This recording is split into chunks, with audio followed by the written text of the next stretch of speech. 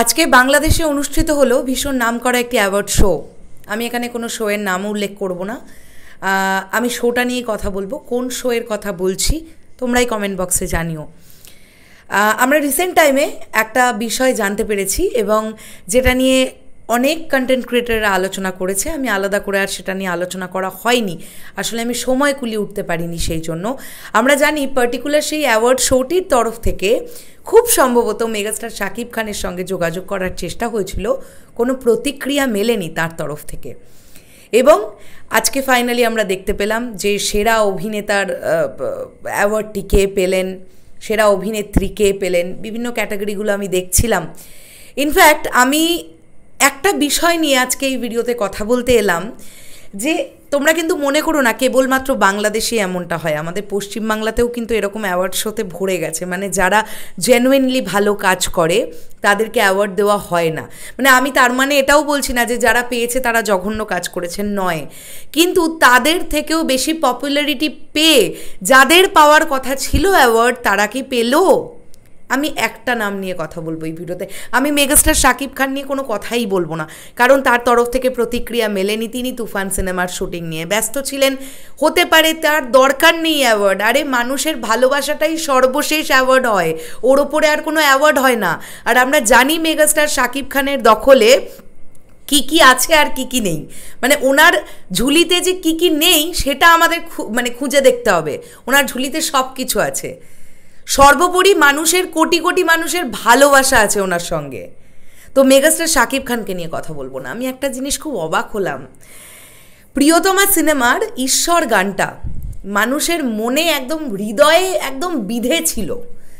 রিয়াদ ভাইয়ের গাওয়া এই গানটা, প্রিন্স মাহমুদের কথা সুরে এই গানটা গেয়ে রিয়াদ ভাই যে পরিমাণ ভালোবাসা পেয়েছিল বাংলাদেশের মানুষের কাছ থেকে, প্রিয়তমা যে বছর রিলিজ করলো, অর্থাৎ আমরা সবাই জানি গত বছর, তো আর কোনো এর থেকে বেশি গান প্রশংসা পায়নি। প্রিয়তমার ঈশ্বর গানটা যতটা প্রশংসা পেয়েছিল, যতটা পেয়েছিল, তোমরা নিশ্চয়ই আমার সঙ্গে একমত হবে। যারা শুনেছেন তারাই বলেছেন কি অপূর্ব গান, কি অপূর্ব গান। কেন আজকে এই অ্যাওয়ার্ড শোতে একটা অ্যাওয়ার্ড রিয়াদ ভাইয়ের প্রাপ্য কি ছিল না?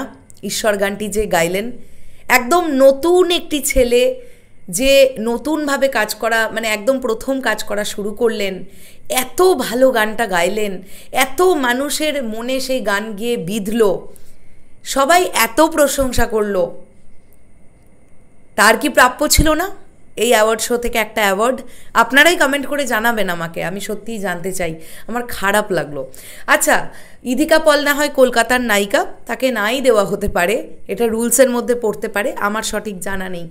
মেগাস্টার শাকিব খানের তরফ থেকে পাওয়া যায়নি প্রতিক্রিয়া, মেনে নিলাম।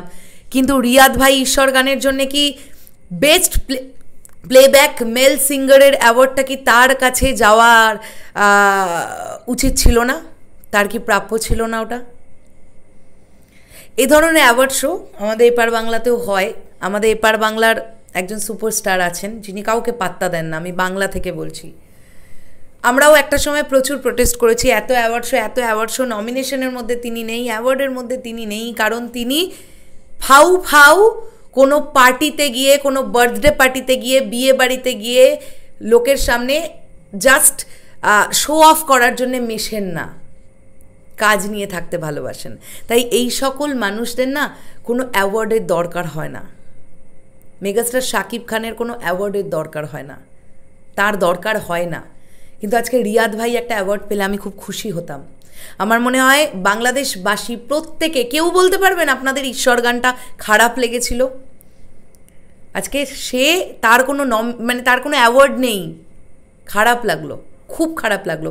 আমি অন্তত এক্সপেক্ট করেছিলাম যে রিয়াদ ভাই অ্যাওয়ার্ড পাবেন, আমি অন্তত এটা এক্সপেক্ট করেছিলাম। কোথায় যে পলিটিক্স নেই, কোথায় যে নোংরা রাজনীতি চলে না, বলা খুব মুশকিল। মানে আমরা চোখের সামনে যে ইন্ডাস্ট্রি দেখি, আমরা চোখের সামনে যখন দেখছি জলজান্ত বিষয়গুলো আমাদের সামনে আসছে, আমাদের মনে হচ্ছে ভাই এখানেই সবচেয়ে নোংরা রাজনীতি চলে। কিন্তু এমন অনেক জায়গায় এরকমই নোংরা রাজনীতি চলে যেগুলো আমাদের চোখে হয়তো পড়ে না। খারাপ লাগলো। আমি আজকে এই ভিডিওটা তৈরি করলাম রিয়াদ ভাইয়ের জন্য। আমি চাইবো মেগাস্টার শাকিব খানের সিনেমায় রিয়াদ ভাইয়ের গান থাকুক। প্রথম গানে দর্শকের যেভাবে মন কাটতে পেরেছেন রিয়াদ ভাই, প্রত্যেকটা সিনেমায় মেগাস্টার শাকিব খানের, হ্যাঁ অবশ্যই সেই ধরনের ইমোশনাল গান থাকলে তবেই রিয়াদ ভাইয়ের কণ্ঠ প্রয়োজন হবে। ইমোশনাল গান, হার্ট টাচিং কোনো গান থাকলে যেন রিয়াদ ভাইকে দিয়ে গাওয়ানো হয়, এটা আমার করজোড়ে অনুরোধ। আমি জানি না এই ভিডিওটা কজনের কাছে পৌঁছবে, কিন্তু যদি আপনাদের কাছেও এই ভিডিওটা পৌঁছয়, আপনারাও একটু কমেন্ট করে ফেসবুকে লেখালেখি করবেন। শেষ করলাম ভিডিওটা, টাটা।